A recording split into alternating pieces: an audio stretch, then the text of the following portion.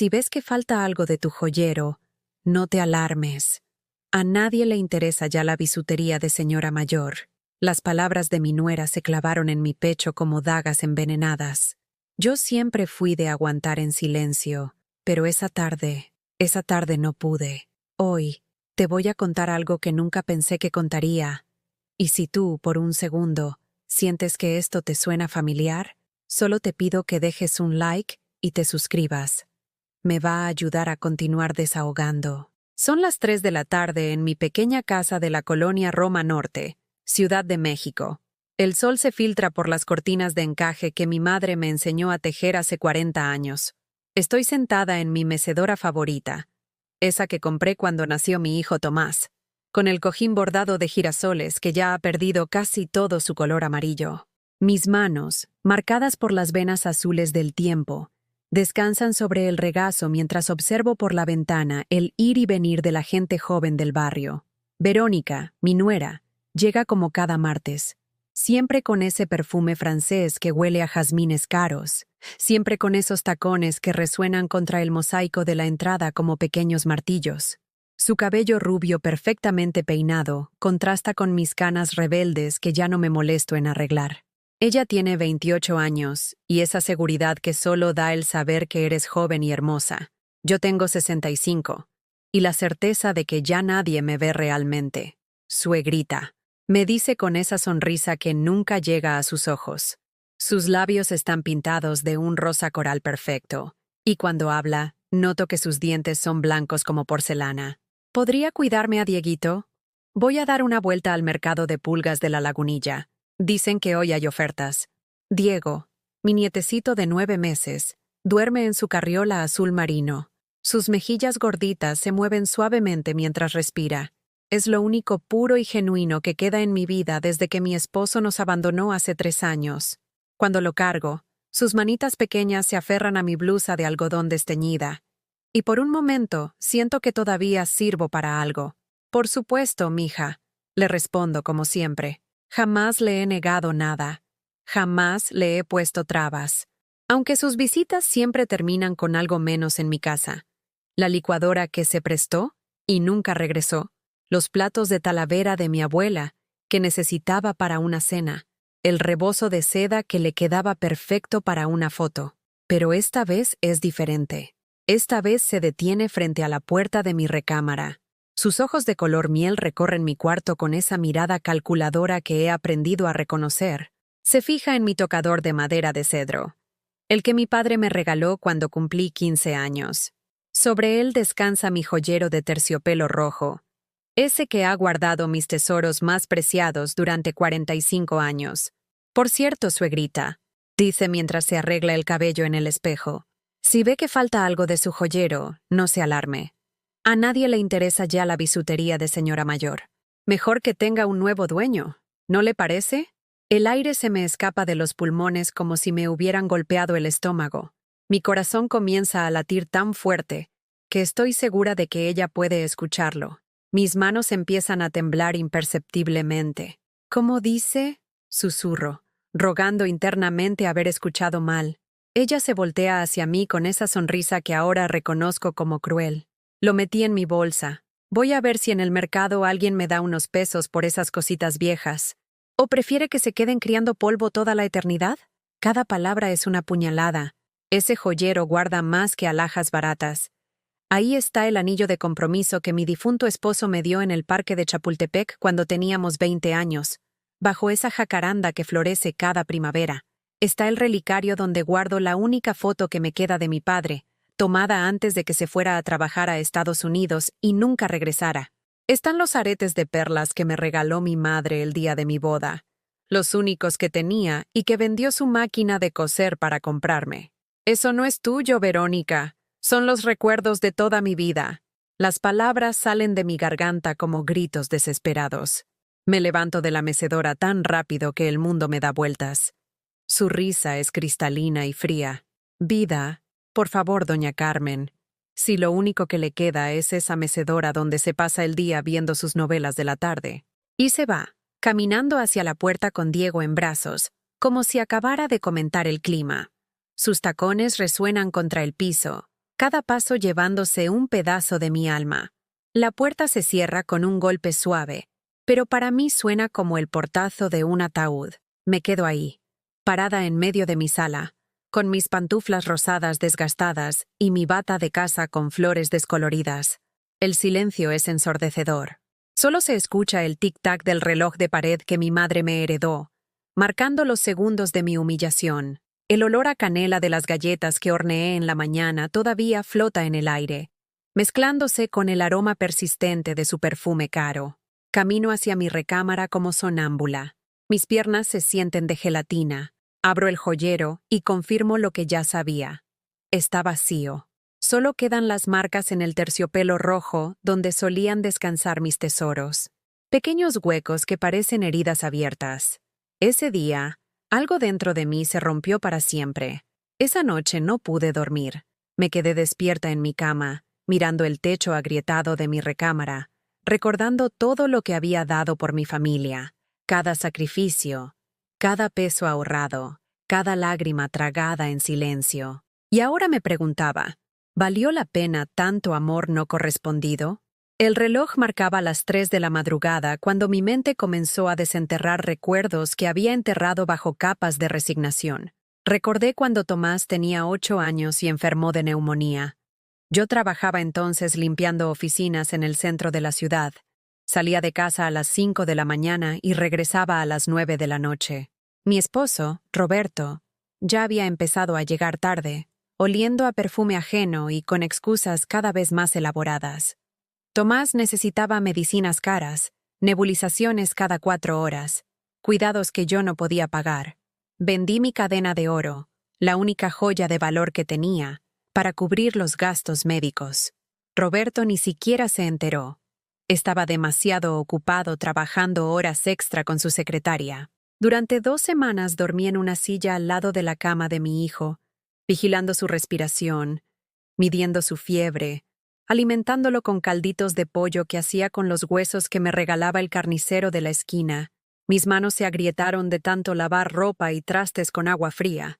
Mi espalda se curvó de cargar a mi niño enfermo de un lado a otro, pero él se salvó.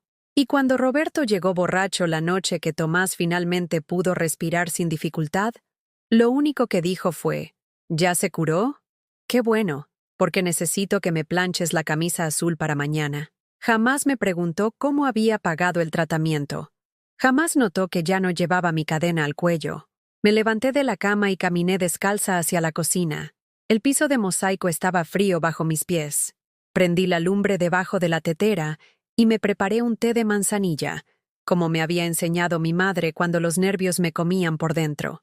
El agua hirviendo soltó vapor que empañó la ventana de la cocina, desde donde podía ver el patio trasero con mi pequeño jardín de hierbas de olor. Ahí estaba la planta de hierbabuena que sembré cuando llegamos a esta casa hace 20 años. La regaré cada mañana, la cuidé durante las sequías, la protegí de las heladas, igual que cuidé a mi familia.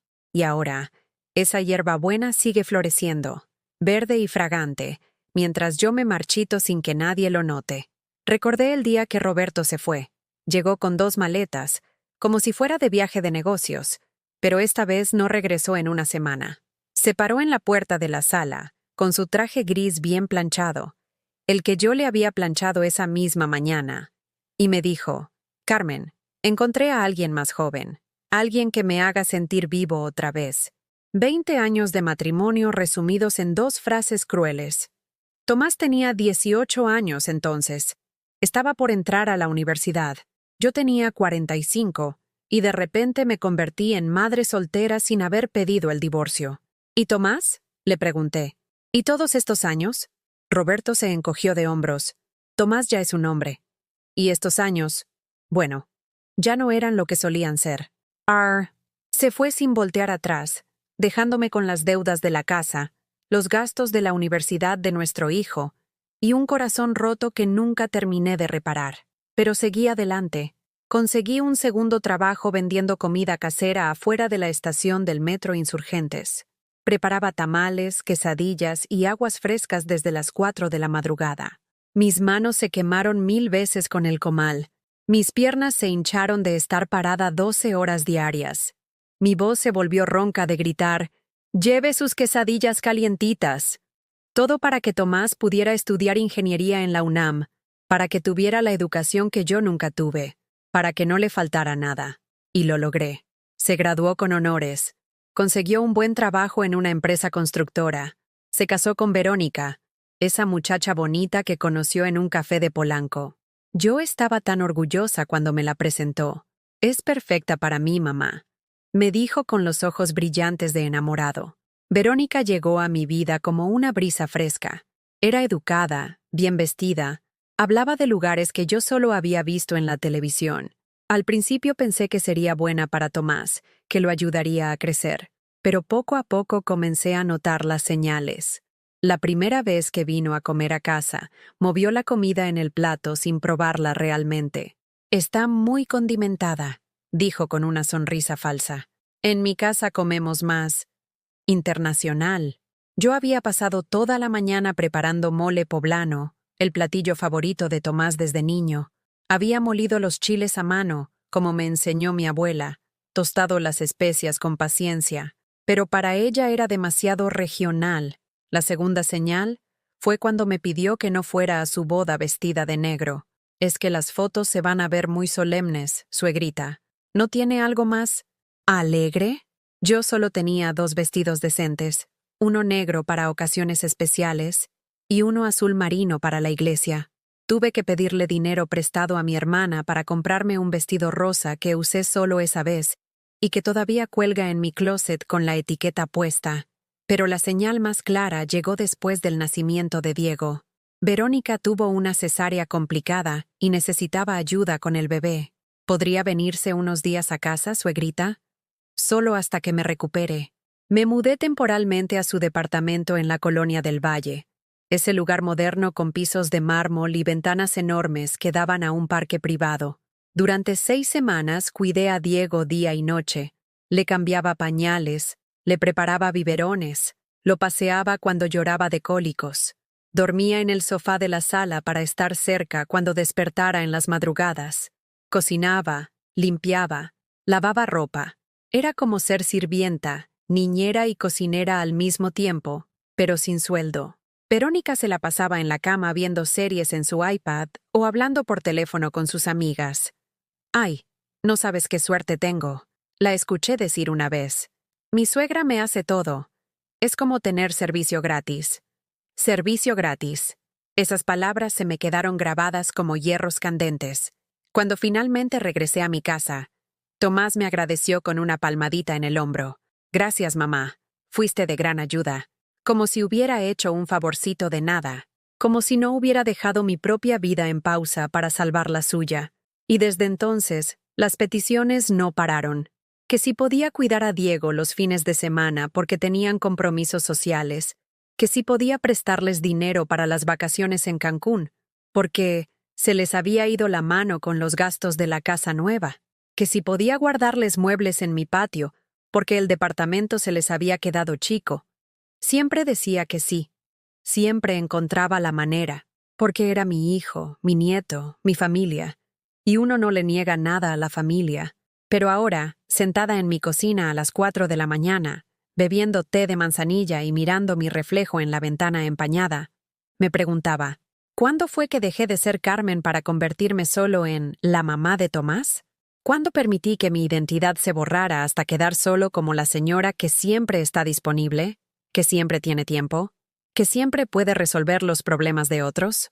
El vapor del té se alzaba en espirales delgadas, como los años de mi vida que se desvanecían sin que nadie los valorara. Afuera, los primeros rayos del amanecer comenzaban a filtrarse por las copas de los árboles, pintando el cielo de rosa pálido. Y por primera vez en décadas, me atreví a pensar la pregunta que había estado enterrada en mi corazón. ¿Qué pasaría si dijera no? Una semana después del robo, decidí salir de casa. No podía seguir encerrada, rumiando mi dolor como una vaca triste. El aire de mi recámara se había vuelto pesado, cargado de humillación y lágrimas contenidas.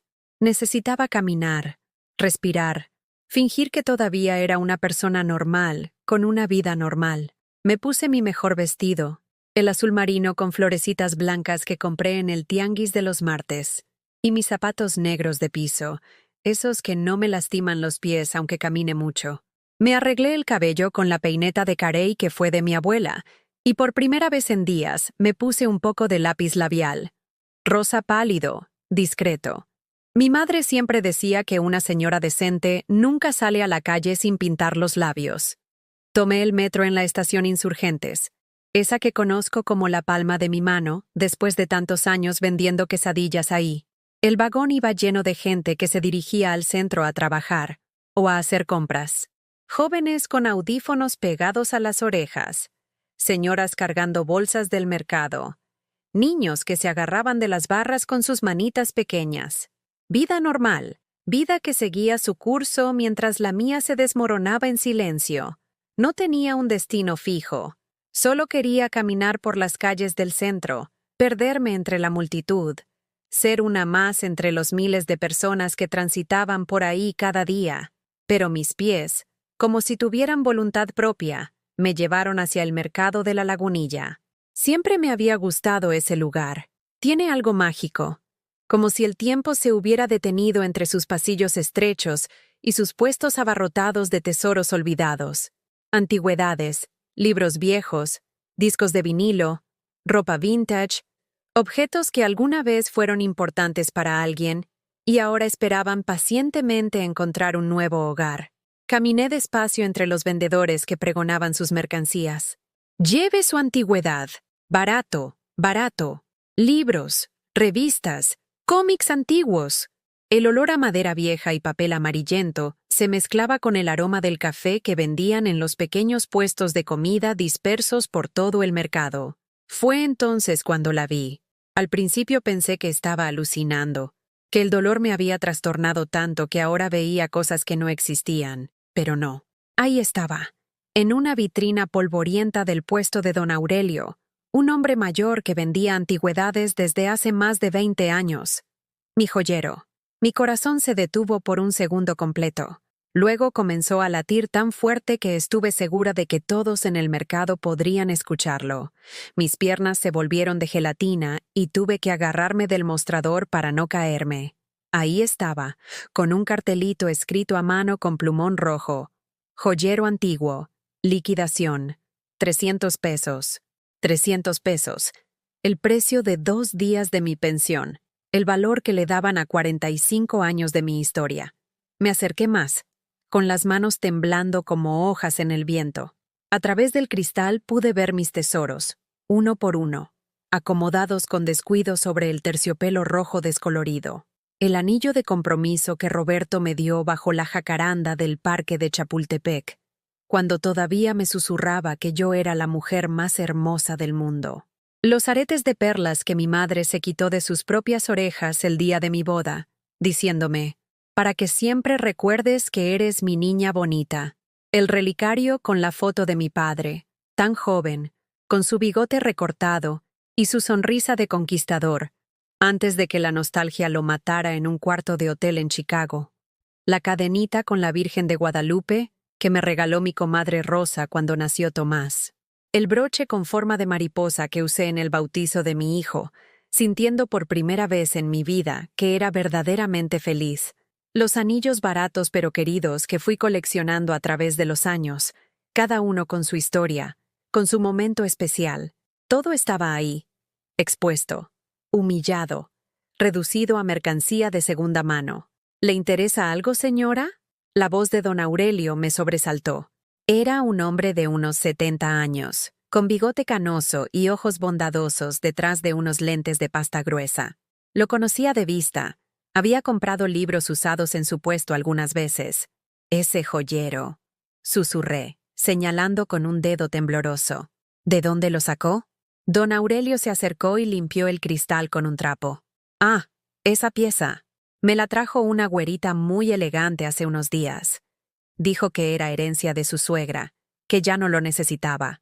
Buena clienta, esa muchacha. Viene seguido con cositas bonitas. ¿Buena clienta? ¿Venía seguido? ¿Cómo era esa señora? Pregunté, aunque ya sabía la respuesta. Alta, cabello rubio, muy arreglada. Manejaba una camioneta blanca nueva. Me mostró su WhatsApp para futuras ventas. Don Aurelio sacó su teléfono celular. Un modelo viejo con teclas grandes. Mire, aquí está. Verónica Martínez. Ahí estaba la confirmación. En la pantalla del teléfono pude ver los mensajes entre don Aurelio y mi nuera. Fotos de mi joyero, el precio acordado, la cita para la entrega, todo documentado, todo real. ¿Usted la conoce?, preguntó don Aurelio, notando mi palidez extrema. Es mi nuera, confesé, sintiendo que las palabras me raspaban la garganta como vidrios. Ese joyero era mío. Me lo robó. Los ojos de don Aurelio se llenaron de compasión. Había visto mucho en su vida.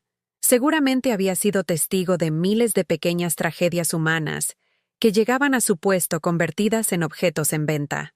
Ay, señora, qué pena me da. Si yo hubiera sabido, movió la cabeza con tristeza. Pero ya ve cómo es esto. Uno no puede andar preguntando la procedencia de todo lo que le traen. Hay tanto aprovechado por ahí. ¿Cuántas veces ha venido?, pregunté, aunque no estaba segura de querer saber la respuesta. Don Aurelio revisó su teléfono. Esta es la 5ª vez en los últimos 6 meses. Siempre trae cositas finas. Marcos de plata, figuras de porcelana, manteles bordados. Dice que va deshaciéndose poco a poco de las cosas de la suegra. 5 veces. 6 meses. Mi nuera había estado desvalijando mi casa sistemáticamente durante medio año, y yo ni siquiera me había dado cuenta. ¿Qué más me había robado? ¿Qué otros recuerdos míos habían terminado en vitrinas polvorientas, con etiquetas de liquidación? ¿Podría comprárselo de vuelta?, susurré. Don Aurelio me miró con ojos llenos de bondad. Por supuesto, señora. ¿Y sabe qué? Se lo dejo en 150. No está bien que tenga que pagar por lo que ya era suyo. Saqué mi monedero con manos temblorosas. 150 pesos. Era casi todo lo que tenía para comer esa semana, pero no me importaba. Necesitaba recuperar esos pedazos de mi alma que habían sido vendidos como chatarra. Don Aurelio envolvió el joyero en papel periódico con mucho cuidado, como si fuera la pieza más valiosa de su colección. Tenga, señora. Y si vuelve a venir esa muchacha con más cosas suyas, yo le aviso. Aquí tiene mi número. Salí del mercado abrazando el paquete contra mi pecho como si fuera un bebé. La gente pasaba a mi lado, siguiendo con sus vidas normales, sin saber que yo acababa de rescatar mi historia de las manos de un ladrón que compartía mi mesa cada domingo. En el metro de regreso, sentada entre desconocidos que leían el periódico o revisaban sus teléfonos, abrí una esquinita del papel y toqué el terciopelo rojo del joyero. Seguía ahí. Mis recuerdos habían sobrevivido, pero algo dentro de mí había cambiado para siempre. Ya no era solo dolor lo que sentía, era algo más profundo, más peligroso. Era la rabia de una mujer que finalmente había abierto los ojos. Y por primera vez en mi vida, esa rabia no me daba miedo, me daba poder. Llegué a casa con el joyero envuelto en papel periódico, abrazándolo como si fuera lo único que me quedaba en el mundo. Y tal vez era cierto. Cerré la puerta con seguro y me dirigí directamente a mi recámara. Con manos temblorosas, desenvolvé mi tesoro recuperado y lo puse en su lugar de siempre, sobre el tocador de cedro. Pero algo había cambiado. El joyero ya no se veía igual en su sitio. Era como si hubiera perdido su inocencia, su carácter sagrado. Ahora sabía que podía ser vendido, que tenía precio, que para algunos no era más que basura vieja. La magia se había roto. Me senté en mi cama y esperé. Sabía que Tomás vendría esa noche, como cada miércoles, para cenar conmigo. Era nuestra tradición desde que su padre nos había abandonado. Los miércoles son para mi viejita, solía decir con esa sonrisa que me derretía el corazón. Pero ahora me preguntaba si realmente venía por gusto o solo por costumbre, por lástima, por obligación. A las 7 en punto escuché su llave en la cerradura. Llegaba solo. Verónica se había quedado en casa con Diego, como siempre que tenía que lidiar con la suegra, según había escuchado que le decía a sus amigas por teléfono. «Mamá, ¿cómo está mi reina?». Su voz resonó desde la entrada. Tomás tenía 30 años. Era alto como su padre, pero con mis ojos oscuros y mi tendencia a hablar con las manos. Traía puesto su traje de trabajo, azul marino, corbata aflojada. Se veía cansado, como siempre últimamente. Aquí andamos, mijo, respondí desde la cocina, donde ya tenía puesta la mesa con su comida favorita: caldo de pollo con verduras, arroz rojo, frijoles refritos y tortillas recién hechas. El mismo menú que le preparaba desde que era niño y llegaba de la escuela con hambre de lobo. Se sentó a la mesa y comenzó a comer con apetito. Entre cucharadas me contaba sobre su trabajo, los proyectos nuevos, los clientes difíciles. Yo lo escuchaba como siempre, asintiendo, haciendo las preguntas apropiadas, siendo la madre que siempre había sido. Pero por dentro, una parte de mí hervía. ¿Cómo podía estar ahí tan tranquilo, sabiendo lo que su esposa había hecho? ¿Cómo era posible que no supiera que me estaba robando? ¿O acaso sí lo sabía y no le importaba? Mamá, se ve usted muy callada hoy, dijo mientras partía una tortilla. ¿Está bien? Ahí estaba mi oportunidad. La puerta se había abierto para que le contara todo, para que supiera que su esposa era una ladrona, una mentirosa, una víbora que me había estado mordiendo por meses sin que él se diera cuenta. Tomás, comencé, sintiendo que se me secaba la boca. Tengo que contarte algo sobre Verónica. Él dejó de masticar y me miró con atención. ¿Qué pasó? Las palabras se me atoraron en la garganta. Vi su cara de preocupación genuina, sus cejas fruncidas exactamente como cuando era niño, y algo lo inquietaba. Era mi hijo, mi niño, el bebé que había cuidado cuando tuvo neumonía, el adolescente al que había apoyado cuando su padre se fue, el joven al que había sacado adelante con mi trabajo en las calles. No podía destruir su matrimonio. No podía ser yo quien le dijera que la mujer que amaba era una persona horrible.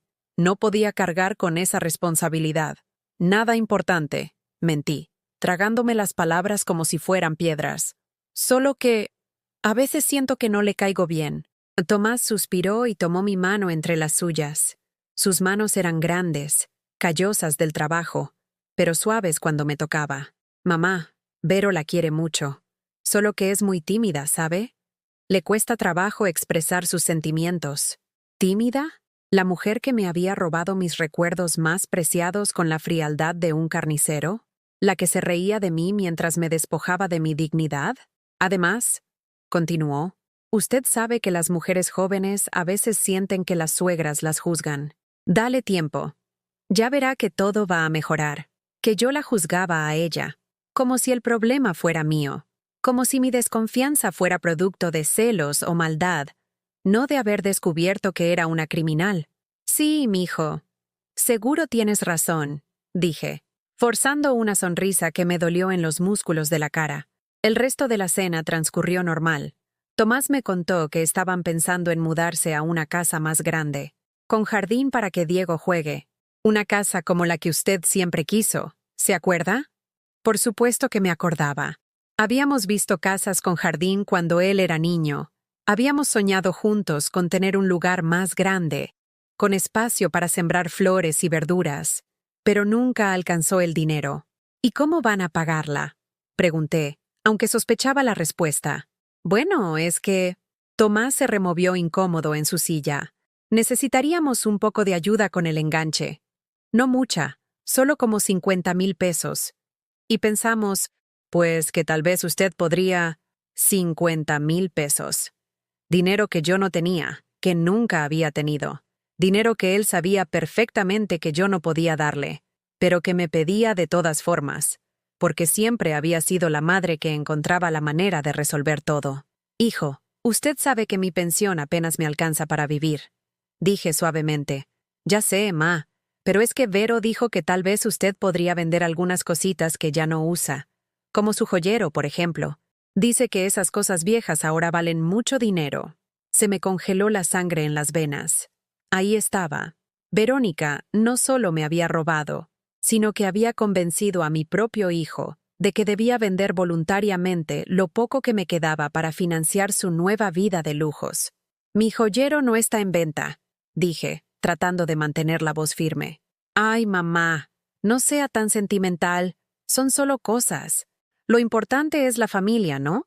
Además, piénselo, usted estaría ayudándonos a darle una mejor vida a Diego. Su nieto usó a Diego como chantaje.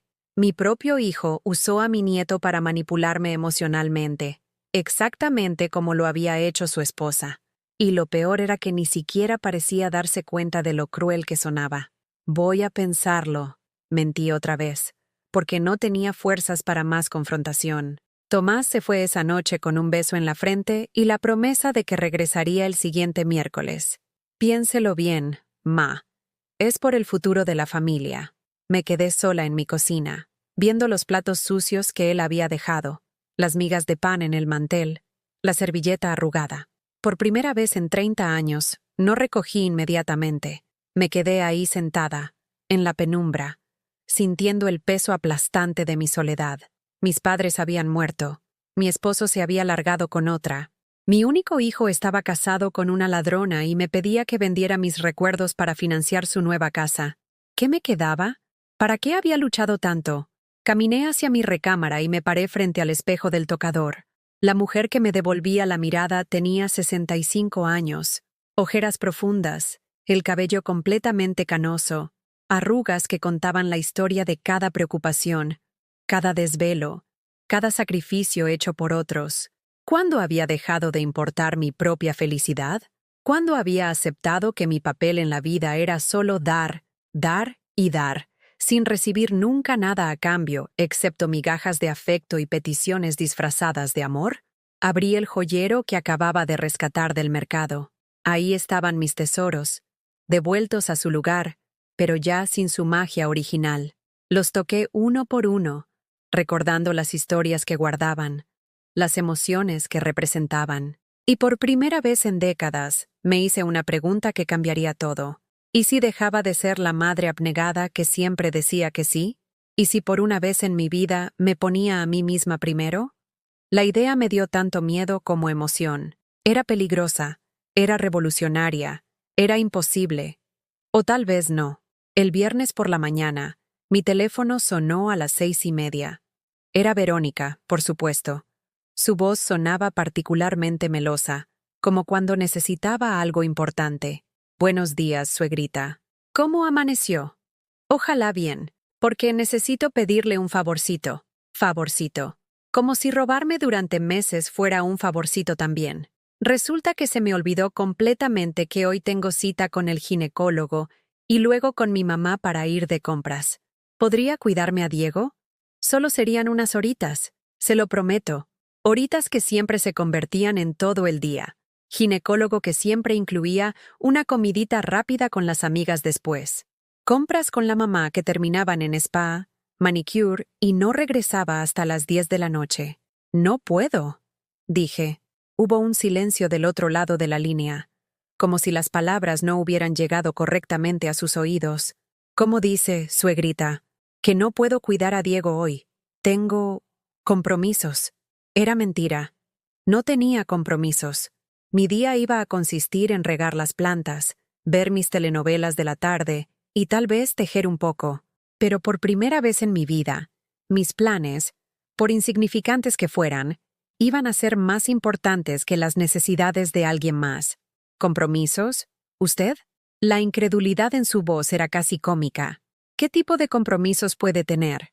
Ahí estaba. La verdad desnuda. Para Verónica, yo no era una persona con vida propia. Era un recurso disponible las 24 horas, sin agenda personal, sin derechos, sin importancia más allá de mi utilidad. «Compromisos míos», repetí, sintiendo cómo algo se endurecía en mi pecho. «Personales». Pero, suegrita, es que realmente necesito... Busque una guardería, o pídale a su mamá, o cancele sus citas, pero yo hoy no puedo. Y colgué. Colgué el teléfono a mi nuera por primera vez en los 7 años que llevábamos de conocernos. Mis manos temblaban. Mi corazón latía como si hubiera corrido una maratón, pero había una sensación extraña en mi estómago. Era como libertad, como respirar aire fresco después de estar encerrada en un cuarto sin ventanas. El teléfono volvió a sonar inmediatamente. No contesté. Sonó 5 veces más en los siguientes 10 minutos. No contesté ninguna. A las 7 de la mañana, mi teléfono vibró con un mensaje de texto de Tomás. «Mamá, Vero me dice que usted no puede cuidar a Diego. ¿Está bien? ¿Pasó algo?» Le respondí. «Estoy perfectamente bien. Solo tengo otros planes para hoy». Su respuesta llegó casi inmediatamente. ¿Qué planes? ¿Necesita que la lleve a algún lado? No, hijo. Son planes míos, privados. Mamá, me está preocupando. Usted nunca dice que no cuando se trata de Diego. Exacto. Nunca decía que no. Y ahí estaba el problema. Me había convertido en una persona tan predecible, tan disponible, tan sumisa, que un simple no causaba alarma general. Hoy es diferente, escribí. Dale un beso a Diego de mi parte. No respondió más.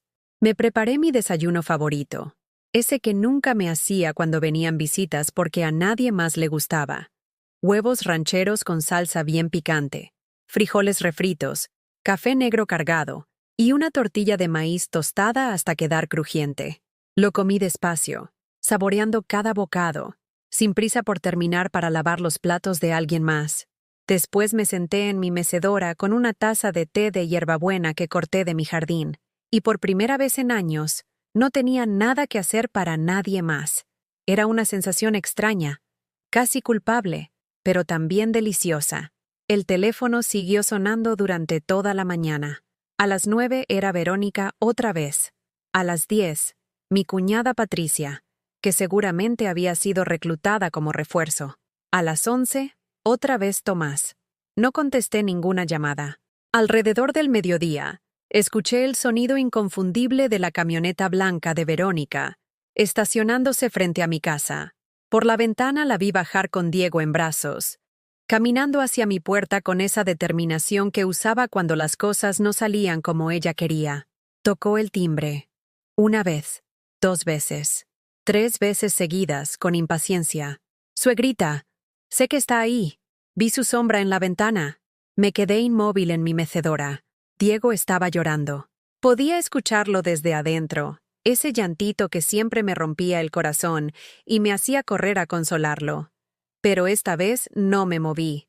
Por favor, solo necesito 2 horas. Se lo juro por Diosito Santo. Diosito Santo. Ahora hasta a Dios lo metía en sus chantajes. Carmen, abra la puerta. No sea ridícula. ¿Ridícula? ¿Yo era ridícula por negarme a ser la niñera gratuita de una ladrona?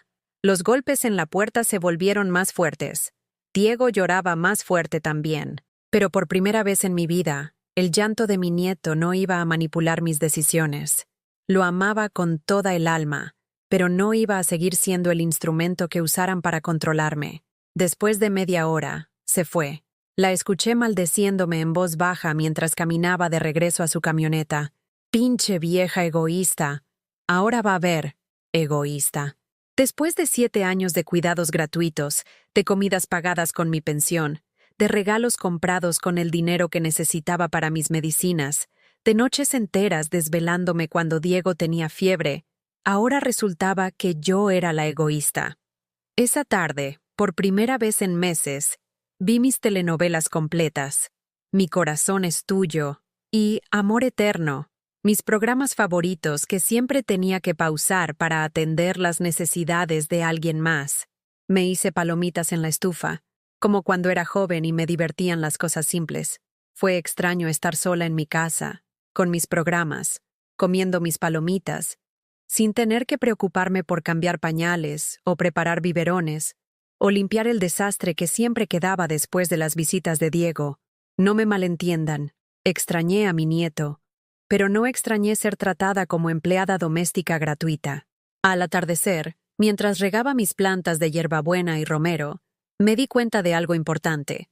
Había sobrevivido a mi primer no. El mundo no se había acabado. Diego había encontrado otra niñera, probablemente la abuela materna que cobraba por horas. Verónica había resuelto su problema sin mi ayuda, y yo había tenido un día completo para mí misma por primera vez en años. Esa noche, Tomás llegó sin avisar.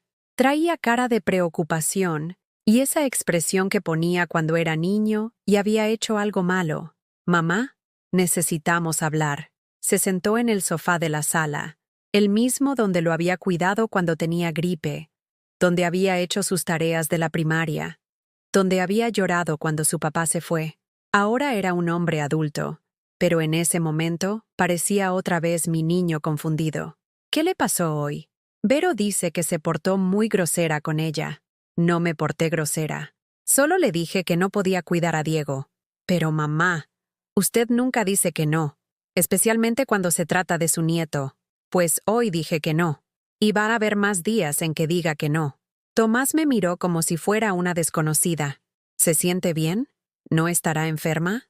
Para él, la única explicación de mi comportamiento era una enfermedad. No se le ocurría que pudiera estar cansada de ser usada. No se le ocurría que pudiera tener límites. No se le ocurría que pudiera tener dignidad. Estoy perfectamente bien, hijo. Mejor que nunca, de hecho. Es que Vero se quedó muy afectada. Dice que usted nunca la había tratado así. ¿Afectada? ¿La ladrona estaba afectada porque su víctima había empezado a defenderse? Tomás, le dije mirándolo directamente a los ojos, tu esposa no es la persona que tú crees que es. Él frunció el ceño. ¿Qué quiere decir con eso? Era mi oportunidad. Otra vez. Podía contarle todo. El robo, las mentiras, las humillaciones, las ventas en el mercado. Podía mostrarle las pruebas, los mensajes de WhatsApp, los recibos, pero lo miré ahí sentado, preocupado y confundido, y otra vez no pude ser yo quien destruyera su mundo. Solo que no puedo estar disponible las 24 horas para ustedes. Tengo mi propia vida. ¿Su propia vida? Sonaba genuinamente sorprendido. ¿Qué vida, mamá? Y ahí estaba el problema. Él tampoco me veía como una persona completa.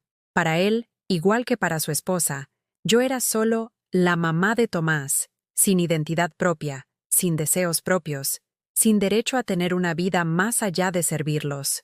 La vida que voy a empezar a vivir, le dije. Y por primera vez en 65 años, esas palabras se sintieron como una promesa que me estaba haciendo a mí misma. Los días siguientes fueron como caminar por un campo minado. Tomás me hablaba todos los días, siempre con el mismo tono preocupado, como si hubiera desarrollado una enfermedad mental que necesitara tratamiento urgente. Verónica había dejado de hablarme por completo, pero enviaba mensajes a través de él, como si yo fuera una niña castigada que necesitara intermediarios para comunicarse. Mamá, Vero dice que tal vez necesita hablar con alguien. Me dijo Tomás durante una de sus llamadas diarias de chequeo. Un psicólogo, tal vez. Por lo del cambio de personalidad. Cambio de personalidad. Como si tener dignidad fuera un síntoma de locura. No necesito psicólogo, hijo. Lo que necesito es respeto. Pero es que usted nunca había sido así de dura. Porque poner límites era ser dura. Porque decir no era ser malvada. Porque no permitir que me usaran era ser una mala madre y peor abuela. Pero yo había probado la libertad, y ya no había vuelta atrás. El lunes de la siguiente semana, mientras regaba mis plantas en el patio trasero, escuché voces conocidas al otro lado de la barda. Era mi vecina, doña Esperanza, hablando con alguien más. Al principio no presté atención, pero luego escuché mi nombre. Pobrecita de Carmen, decía doña Esperanza. Ayer vino la nuera a preguntarme si había notado algo raro en ella, que si se comportaba extraño, que si creía que estaba perdiendo la razón.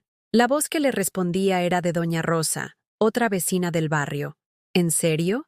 ¿Y qué le dijiste? Pues la verdad, que Carmen se ve mejor que nunca. Más tranquila, menos agobiada. El otro día la vi en el mercado comprándose flores para ella misma. Flores. ¿Cuándo habíamos visto a Carmen comprarse algo solo por el gusto? Ay, esas nueras de ahora, suspiró doña Rosa. Mi comadre tiene una igualita. Todo lo quiere controlado, todo a su modo.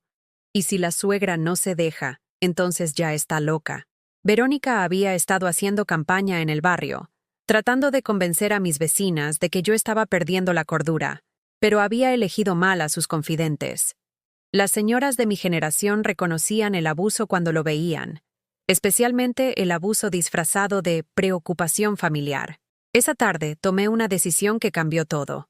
Caminé hasta el despacho de la licenciada Elvira Sánchez, una vieja amiga de mis tiempos de trabajo en las oficinas del centro. Había mantenido contacto con ella a través de los años, intercambiando tarjetas navideñas y saludos de cumpleaños. Elvira había estudiado Derecho siendo madre soltera, trabajando de día y estudiando de noche, hasta convertirse en una abogada respetada especializada en derecho familiar y de adultos mayores. Su oficina estaba en el tercer piso de un edificio antiguo cerca de la catedral, con ventanas altas que daban al zócalo. Las paredes estaban cubiertas de diplomas, certificados y fotos con jueces y funcionarios. Elvira tenía mi edad, pero se veía más joven, más vital. El trabajo que amaba la había mantenido activa y llena de propósito. «Carmen, qué gusto verte», me dijo cuando la secretaria me anunció. «Pasa, siéntate. ¿Cómo has estado? Te veo un poco... diferente. Diferente para bien, espero», le dije, sentándome en una de las sillas de piel frente a su escritorio. «Definitivamente para bien. Se te ve más... ¿cómo te digo? Más dueña de ti misma». Le conté todo. Cada detalle, cada humillación, cada robo. Le enseñé los mensajes de WhatsApp que había guardado don Aurelio, las fotos del joyero en venta, los recibos de compra cuando lo recuperé. Le hablé de los años de abuso emocional, de ser tratada como sirvienta gratuita, de las manipulaciones constantes. Elvira tomó notas en una libreta legal, haciendo preguntas específicas, pidiendo fechas exactas, nombres completos. Su expresión se fue endureciendo conforme escuchaba mi historia. «Carmen», me dijo cuando terminé, «lo que me describes no es solo maltrato familiar. Es apropiación indebida de bienes de persona adulta mayor. Es un delito federal». «¿Delito?» «Sí, tu nuera puede ir a la cárcel por esto. Y si logramos probar un patrón de abuso económico sistemático, la condena podría ser bastante severa». La idea de Verónica en la cárcel me dio una sensación extraña. No era satisfacción exactamente. Más bien era justicia, fría, legal, implacable justicia. «¿Qué necesitamos para proceder?», pregunté. «Primero, vamos a documentar todo. Cada objeto robado, cada venta ilegal, cada instancia de manipulación económica. Segundo, vamos a hablar con don Aurelio para que testifique sobre las ventas. Tercero, vamos a revisar si hay más evidencia que no hayas notado». Salí del despacho de Elvira con una carpeta llena de documentos legales y una sensación nueva en el pecho. No era solo libertad, era poder. El poder de defenderse, de pelear, de no ser víctima nunca más. Los siguientes días fueron una revelación. Con la ayuda de Elvira, revisé mi casa sistemáticamente, identificando todo lo que había desaparecido en los últimos meses. La lista era devastadora. El juego de té de porcelana que mi madre me había heredado, los manteles bordados a mano por mi abuela, el crucifijo de plata que había pertenecido a mi bisabuela, los libros antiguos de recetas de cocina familiar, incluso pequeñas cosas como mis perfumeros de cristal, mis pañuelos de seda, mis broches vintage. Verónica había vaciado mi casa pieza por pieza, venta por venta, como una termita devorando los cimientos de mi vida. Elvira contrató a un investigador privado que visitó discretamente el mercado de la Lagunilla. En una sola tarde encontró 3 puestos diferentes donde Verónica había vendido mis pertenencias. Los vendedores la recordaban perfectamente. La güerita elegante que siempre traía antiguallas bonitas de su suegra fallecida. Suegra fallecida. Me había matado en sus historias antes de matarme en la vida real. El viernes de esa semana, mientras organizaba todas las pruebas que habíamos recopilado, sonó el teléfono. Era Tomás, pero su voz sonaba diferente, menos condescendiente, más preocupada. «Mamá, ¿usted ha estado preguntando sobre Vero en el mercado de antigüedades?» Se me heló la sangre. Alguien le había dicho que andaba investigando. «¿Por qué preguntas, hijo?» «Es que, bueno, encontré unos mensajes en su teléfono. Mensajes con gente que compra cosas usadas. Y hay fotos de cosas que se parecen a las suyas. Por fin Tomás había visto la verdad con sus propios ojos. ¿Y qué te dijo ella cuando le preguntaste?» Hubo un silencio largo del otro lado de la línea. Que usted le había dado permiso de vender esas cosas. Que era parte del plan para ayudarnos con la casa nueva. «Tomás», le dije con voz muy calmada, «yo nunca le di permiso de vender nada mío. Tu esposa es una ladrona. Mamá, no diga eso. Es la verdad. Y tengo pruebas. Muchas pruebas». «¿Qué tipo de pruebas?» «Ven mañana por la casa. Temprano. Solo. Sin ella. Y te voy a enseñar exactamente quién es la mujer con la que te casaste. Esa noche no dormí, pero no por angustia. Por primera vez en años, no dormí por emoción, porque al día siguiente, después de décadas de silencio, iba a decir mi verdad, y tenía las armas para respaldarla. La guerra había comenzado, y esta vez, yo no iba a perder. Tomás llegó el sábado a las 9 de la mañana exacta. Lo vi desde la ventana caminando hacia mi puerta con esos pasos lentos que usaba cuando era niño, y sabía que lo esperaba una conversación difícil. Traía jeans y una playera blanca, no su traje de trabajo. Se veía más joven, más vulnerable, más como el hijo que había criado, y menos como el hombre que me pedía que vendiera mis recuerdos para financiar su nueva vida. Abrí la puerta antes de que tocara el timbre. «Buenos días, mamá». Su voz sonaba tensa, como si hubiera estado preparándose mentalmente para esta conversación toda la noche. «Pasa, hijo. El café ya está listo». Nos sentamos en la cocina, en los mismos lugares de siempre. Él en la silla de madera que había sido de su papá. Yo frente a él en mi lugar habitual junto a la estufa. Entre nosotros, la mesa donde habíamos compartido miles de comidas, donde había hecho sus tareas de niño, donde me había contado sus primeros amores y sus primeros desamores. «¿Dónde está Diego?», pregunté, notando que había venido solo, con su otra abuela. «Vero se fue desde ayer en la noche con él. Dice que necesita espacio para pensar». Espacio para pensar. O tiempo para destruir evidencia, más probablemente. Saqué la carpeta que Elvira me había ayudado a organizar. Dentro estaba todo. Las fotos del joyero en el puesto de don Aurelio, los mensajes de WhatsApp, los recibos de compra, las declaraciones de los vendedores del mercado, la lista completa de objetos robados con sus fechas aproximadas de desaparición. «Antes de que veas esto», le dije, poniendo mi mano sobre la carpeta, «quiero que sepas que te amo, que siempre te he amado, y que nada de lo que está aquí adentro cambia eso». Tomás asintió, pero pude ver el miedo en sus ojos, miedo a lo que iba a descubrir, miedo a que su mundo perfecto se desmoronara como un castillo de naipes. Abrí la carpeta y le enseñé la primera foto. Mi joyero en la vitrina polvorienta de don Aurelio, con el cartelito de liquidación 300. Su cara se puso pálida inmediatamente. «No puede ser», susurró.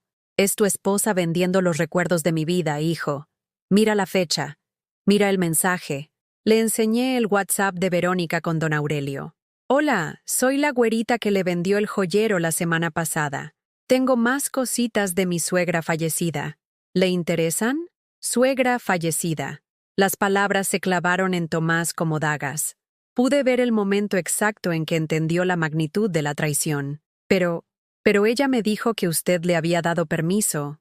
Tomás, mírame a los ojos. ¿Cuándo en mi vida te he mentido? Él me miró, y vi al niño asustado que solía ser cuando se metía en problemas. Nunca, mamá. Nunca. Y no voy a empezar ahora. Le enseñé el resto de las pruebas, una por una.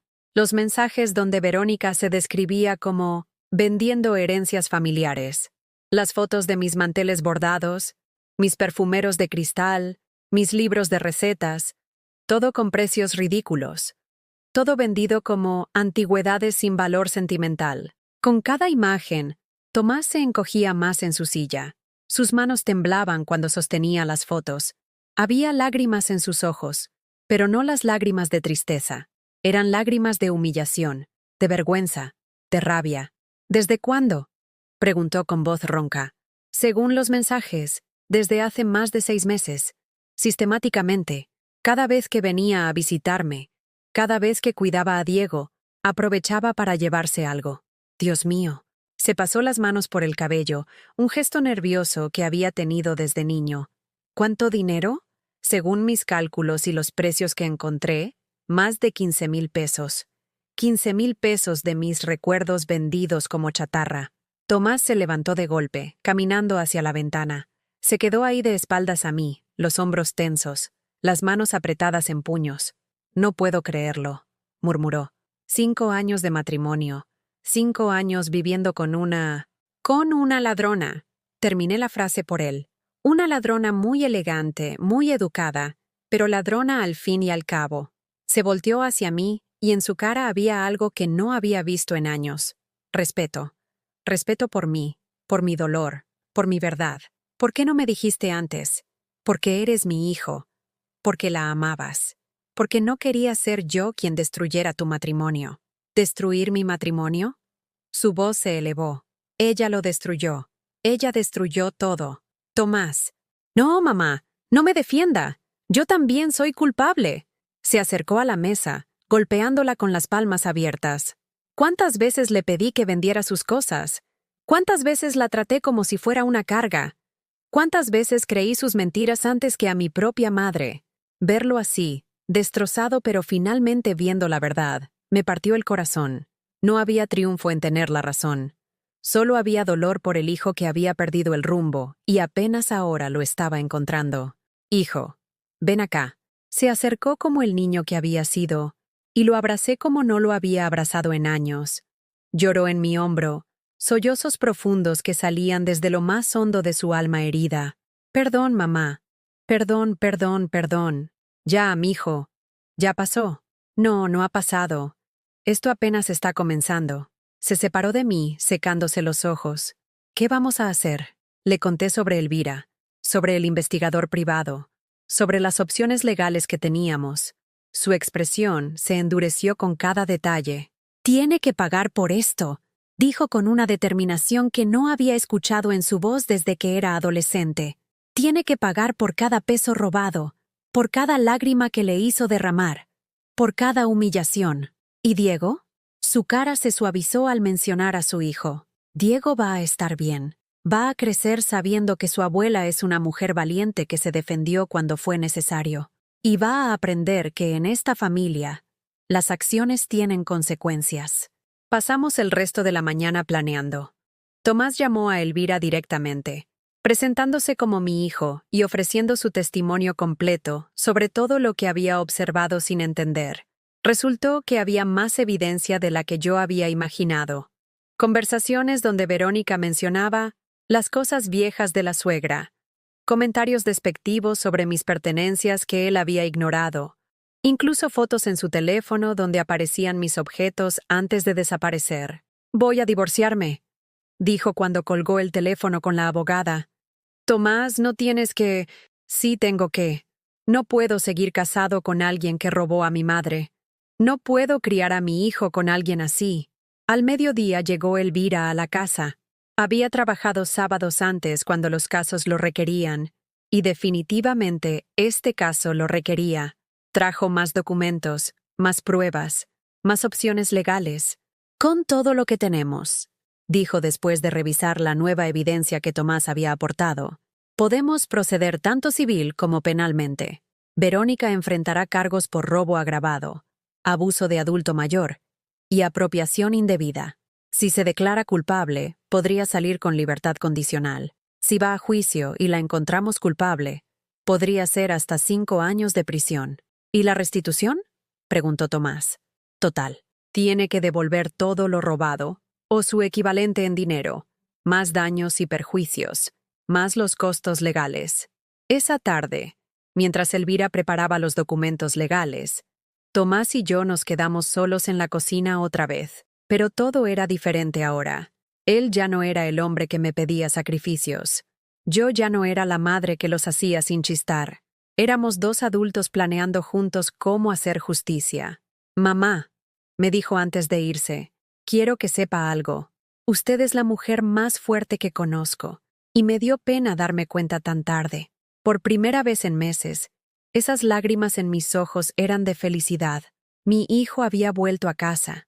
6 meses después, estoy sentada en mi nueva mecedora, una que compré yo misma, con mi propio dinero, en el patio trasero de mi casa. Es domingo por la tarde, y Diego está jugando con sus carros en el suelo mientras Tomás prepara carne asada en la parrillita que instalamos la semana pasada. El olor del carbón y la carne se mezcla con el aroma de la hierbabuena que he cultivado durante tantos años, pero que ahora disfruto sin culpa, sin prisa, sin tener que atender a nadie más que a mí misma. La demanda contra Verónica se resolvió hace 3 meses. No fue a juicio como esperábamos. Sus padres, al enterarse de todo lo que había hecho, La convencieron de declararse culpable a cambio de libertad condicional y restitución completa. Tuvo que pagarme 23,000 pesos, mucho más de lo que yo había calculado inicialmente, porque Elvira logró incluir daños emocionales y los intereses legales correspondientes. Con ese dinero hice algo que jamás pensé que haría. Me fui de vacaciones. Sola. Tomé un autobús a Oaxaca y me quedé una semana completa en un hotel pequeño pero limpio cerca del centro. Caminé por los mercados de artesanías sin tener que comprar nada para nadie más. Comí mole oaxaqueño sin preocuparme por si a alguien le parecía muy condimentado. Visité las ruinas de Monte Albán y me senté en las pirámides antiguas, sintiendo el sol en la cara y pensando en las mujeres que habían caminado por esas piedras hace cientos de años, mujeres que también habían luchado, habían sufrido, habían encontrado maneras de sobrevivir. Fue la primera vez en mi vida que viajé por placer puro, no para visitar familiares enfermos, no para resolver problemas de otros, no para cumplir obligaciones, solo porque quise conocer un lugar bonito y tenía el dinero para hacerlo. Cuando regresé de Oaxaca, Tomás ya se había mudado a un departamento pequeño pero cómodo en la colonia Doctores. El divorcio se finalizó sin complicaciones. Verónica no pudo pelear la custodia después de los cargos penales, y ahora Diego pasa conmigo los domingos completos, no como favor urgente de última hora, sino como parte de una rutina que construimos juntos. «Abuelita, ¿puedo ayudarla a regar las plantas?», me pregunta Diego, dejando sus carritos para acercarse a donde estoy. Tiene 3 años ahora, y aunque es muy pequeño para entender todo lo que pasó, sí nota que las cosas son diferentes, mejores, más tranquilas. Por supuesto, mi amor. Pero primero termina de jugar. Las plantas van a esperar. Es un límite pequeño, pero importante. Diego está aprendiendo que los adultos no siempre dejamos todo para complacer sus deseos inmediatos. Está aprendiendo a esperar, a respetar los tiempos de otros, a entender que el amor no significa disponibilidad total las 24 horas. Tomás se acerca con 2 cervezas frías. Me ofrece una y se sienta en la silla de jardín que compramos juntos el mes pasado. ¿Cómo se siente ser una mujer libre, mamá? Me río. Es una pregunta que me hace seguido, pero siempre la respondo diferente porque la libertad se siente distinta cada día. Hoy se siente como domingo, le digo, sin prisa, sin obligaciones que no elegí, sin miedo a decir lo que pienso. ¿Y no se siente sola a veces? Es una preocupación genuina. Durante los primeros meses después de todo el escándalo, Tomás se preocupaba de que yo fuera a deprimirme, de que fuera a extrañar tener gente alrededor constantemente, incluso si esa gente me trataba mal. Hijo, hay una diferencia enorme entre estar sola y sentirse sola. Yo estuve rodeada de gente durante años y me sentía completamente sola, invisible, sin valor. Ahora que estoy sola físicamente, me siento más acompañada que nunca. ¿Por qué? Porque por primera vez en décadas me tengo a mí misma, y resulta que soy muy buena compañía. Es verdad. He redescubierto cosas que me gustaban y que había abandonado por atender las necesidades de otros. Leo novelas completas sin interrupciones. Cocino platos que me gustan a mí, no solo lo que otros esperan. Me compro ropa que me parece bonita, no solo práctica. He empezado a tomar clases de bordado en el centro comunitario, donde conocí a otras mujeres de mi edad que también están aprendiendo a vivir para sí mismas después de décadas de vivir para otros. ¿Sabe qué es lo que más me impresiona de usted?, me pregunta Tomás mientras Diego persigue una mariposa por el jardín. ¿Qué? Que no se volvió amargada. Después de todo lo que pasó, después de todo lo que Verónica le hizo, usted podría haberse vuelto una persona resentida, desconfiada. Pero no. Se volvió más fuerte, pero no más dura. Pienso en eso mientras bebo mi cerveza fría. Es cierto, podría haber permitido que la traición de Verónica me convirtiera en una mujer suspicaz que desconfiara de todas las nueras del mundo, que viera enemigos en cada persona joven y bonita. Pero elegí no cargar con esa amargura. El rencor es un veneno que uno se toma esperando que enferme a otro. Le digo, repitiendo algo que escuché en una de mis telenovelas favoritas. Yo ya perdí demasiados años de mi vida por culpa de ella. No voy a perder ni un día más. Verónica intentó contactarme 2 veces después del juicio. Una vez por teléfono, otra vez a través de una prima que conocía. Ambas veces el mensaje era el mismo, que lo sentía mucho, que había estado pasando por una mala racha económica, que nunca había querido lastimar a nadie. Las disculpas típicas de alguien que se arrepiente de ser atrapado, no de hacer daño. No le respondí ninguna de las 2 veces. No porque no pudiera perdonar, sino porque el perdón no requiere que mantenga relación con quien me lastimó.